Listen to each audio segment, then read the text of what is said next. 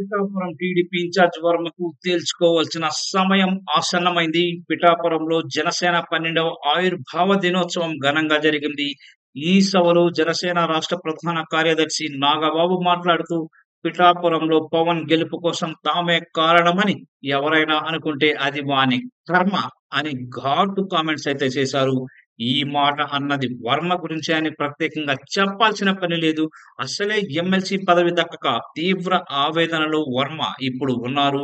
ఇలాంటి సమయంలో పుండు మీద కారం చల్లినట్టుగా నాగబాబు కామెంట్స్ అయితే ఉన్నాయి. వర్మపై నాగబాబు వ్యాఖ్యలు టీడీపీ శ్రేణులకు తీవ్ర కోపమైతే తెప్పిస్తున్నాయి. పవన్ కళ్యాణ్ గెలుపులో జనసేన మినహా మిగిలిన భాగస్వామ్య పక్షాల పాత్ర లేదని నాగబాబు సభ వేదికగా ప్రకటించడంతో టీడీపీ శ్రేణులు సైతం మండిపడుతున్నాయి. పిఠాపురంలో వర్మను అణిచివేయడం ద్వారా టీడీపీని తొక్కి నార తీయొచ్చనేది జనసేన వ్యూహంగా కనిపిస్తోంది. ఈ నేపథ్యంలో వర్మ రాజకీయ భవిష్యత్ అంధకారంలో పడినట్లయింది.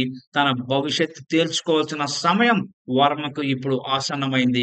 పిఠాపురం జనసేన ఆవిర్భావ సభ పెట్టి తనను అవమానించేలా, రెచ్చగొట్టేలా నాగబాబు మాట్లాడడంపై టీడీపీ ఎలా స్పందిస్తుందనేది ఆసక్తికరంగా మారింది. నాగబాబు కామెంట్స్ పై టీడీపీ స్పందించకపోతే వర్మను బయటికి పంపాలని ఆ పార్టీ పెద్దలు కూడా భావిస్తున్నట్టే అని అనుకోవాలి. వర్మను జనసేన పెద్దలే అవమానిస్తుంటే మౌనం పాటించడం టీడీపీకి రాజకీయంగా మంచిది కూడా కాదు. ఇలాగైతే టీడీపీ శ్రేణుల మనోభావాలు దెబ్బతినే ప్రమాదం కూడా ఉంది.